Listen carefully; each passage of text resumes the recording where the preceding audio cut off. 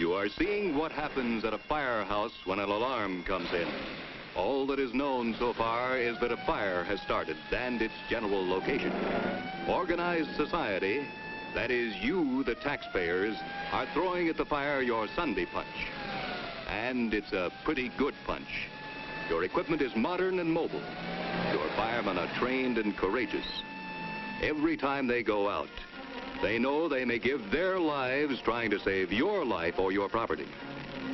Unfortunately, it's an uneven battle they go into in a war that never ends. Now we're going to meet one of the General Staff commanding our forces, Chief Walker. If we only knew where fire was going to break next, we'd be there waiting for it. Usually, we're only minutes away, but those are the minutes that count most, because the extent of loss depends upon what happens in the first 5 minutes. Fires start in many ways.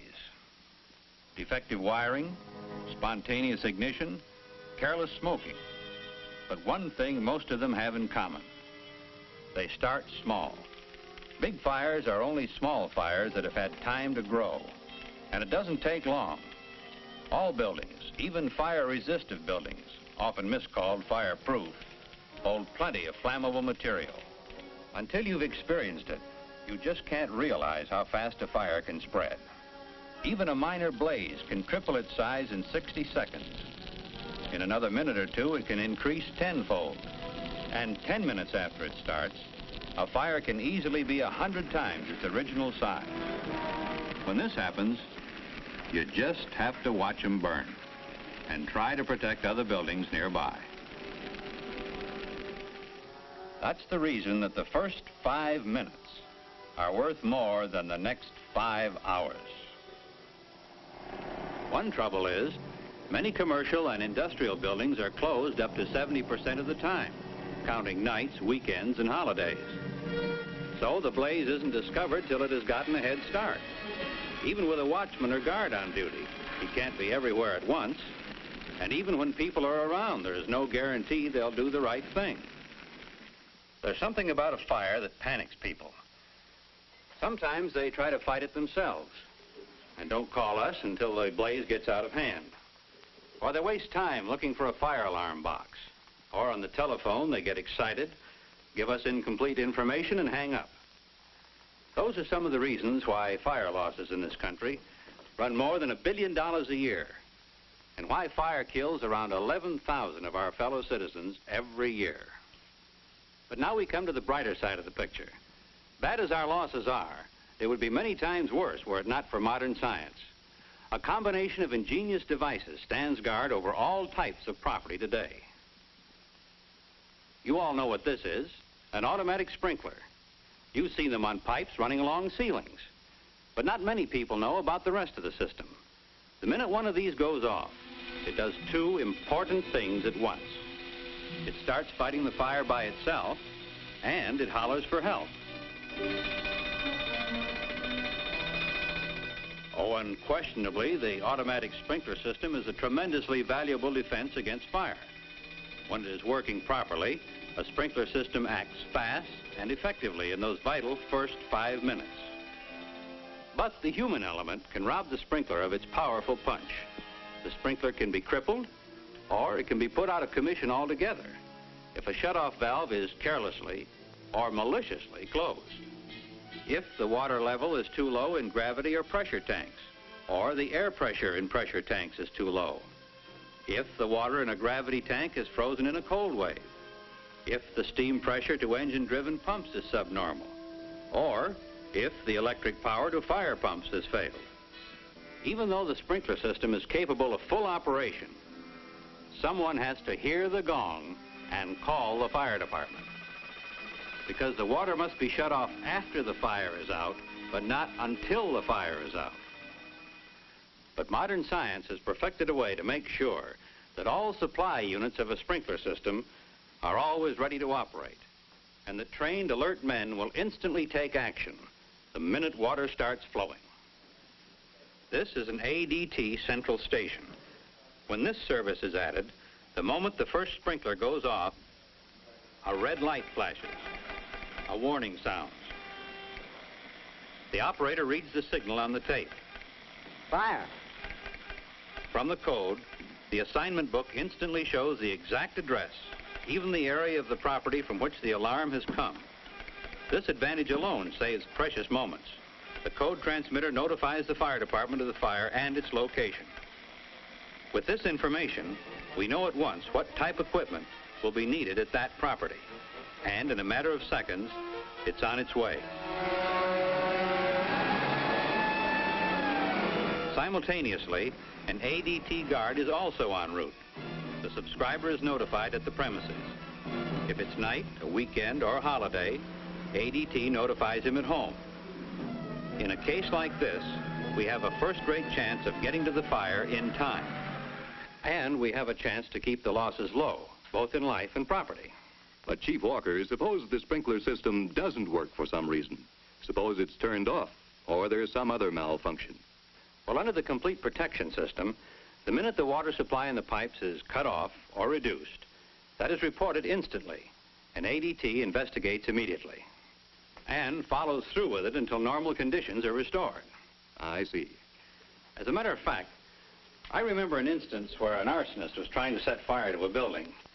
He knew the sprinkler system would give the alarm, so he shut off the water, not knowing that that turned in an automatic warning just the same. He was just starting his fire when they caught it, and him too. That's a good one. But aren't there places where sprinkler systems are not installed for some reason? Oh, yes. Of course, such places need a way to detect fire and transmit an alarm even more. For them, there are various automatic fire alarm systems. One of these is the Arrow system. It is a simple circuit of very small diameter copper tubing, which runs along the ceiling. The tubing contains air that expands on any rapid rise in temperature. That sends an instant alarm into the ADT central station. There are still other types, of course, engineered according to the kind of building and its particular hazards, such as the teletherm system, which converts the radiant heat of the fire into electrical energy and actuates the alarm. Or for places where heat fluctuations are common, they have a special thermostat that actually can tell the difference between a friendly fire and an unfriendly one. No. Oh, yes.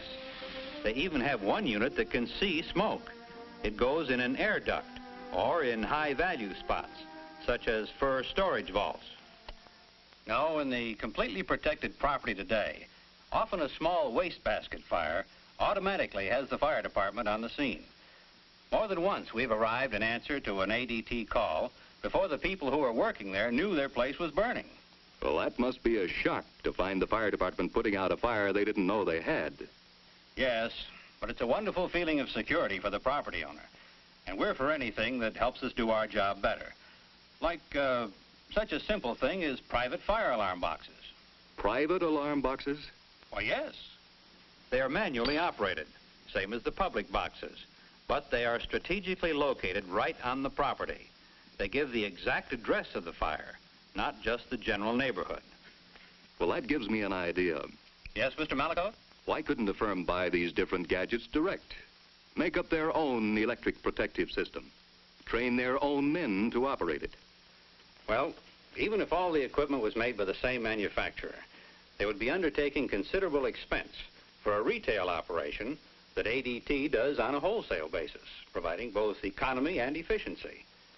And the first time they really needed it, they might find that their protection system had fallen down in some vital part through inexperience, neglect, or change in personnel. Take one item alone, first-class maintenance.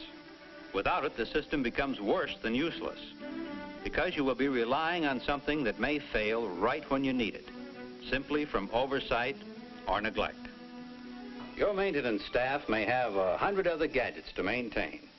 ADT has no job more important than maintaining the protection service on your premises. That's more important to you than devices, wire, or conduit. Even in remote locations, ADT provides service to several thousand communities throughout the United States and through affiliates in Canada. 63,000 subscribers and property protected in excess of $53 billion can't be wrong. I'll go along with that.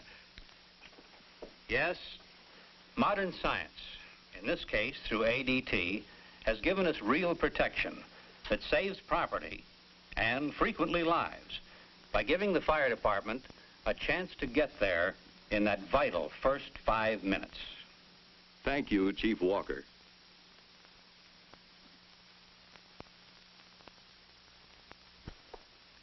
Of course, there are establishments that still don't have automatic protection.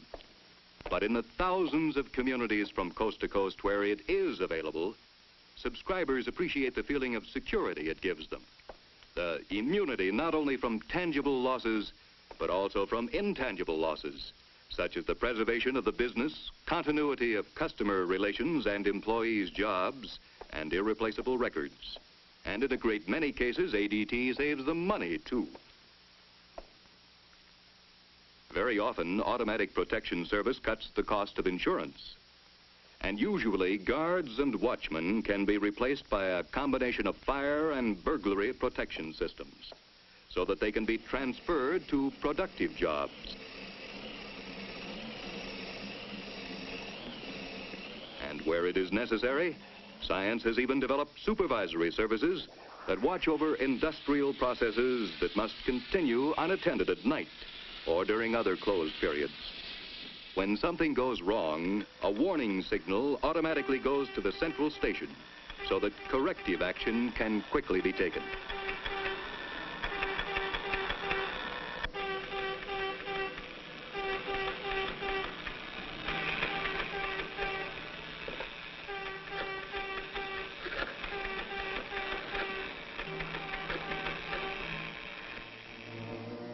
Of course, there is another serious hazard that every businessman faces constantly, and that is burglary. This, too, accounts for millions of dollars of loss nationally. That is, for places that are not sufficiently protected. For our story on that, we call on Police Chief Anderson.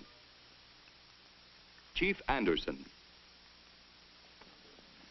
Now, there are several ways our problems parallel those of Fire Chief Walker. We don't know where the criminals are going to strike next until they've struck. And we, too, can do our job a lot better, can serve the public better if we can get there within the first few minutes. And science is helping you, too? Tremendously. A moment ago, you witnessed an illegal entry. If that had been an automatically protected property, the chances are we would have had that fella by this time.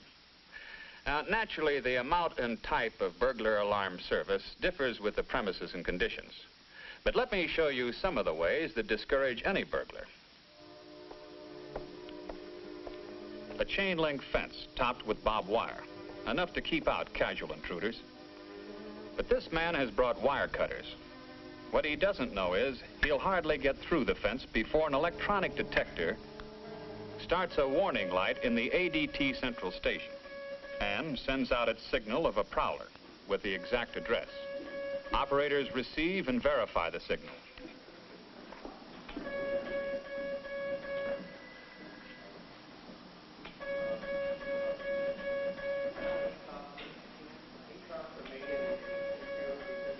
Transmit the alarm to the police.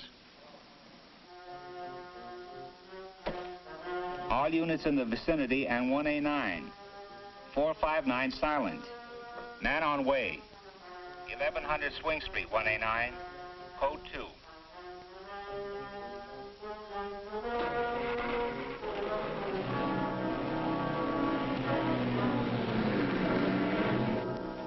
And send an armed ADT guard to the scene.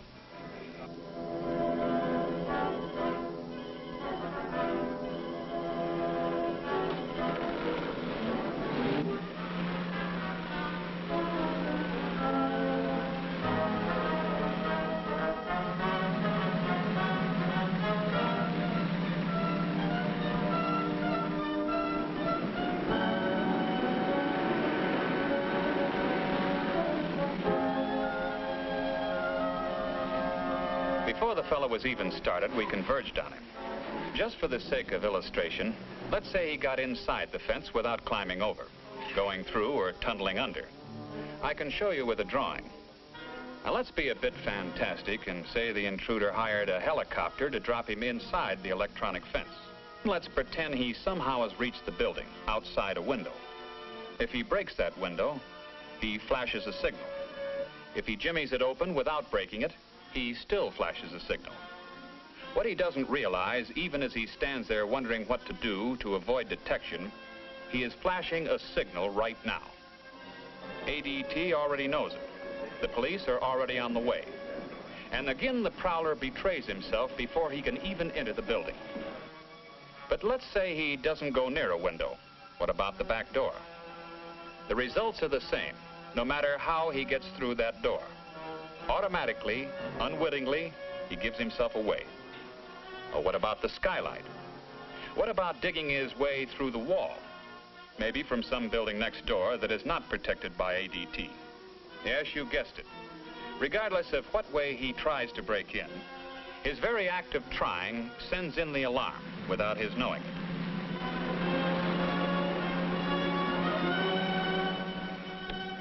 The first thing he knows, boom, we've got him.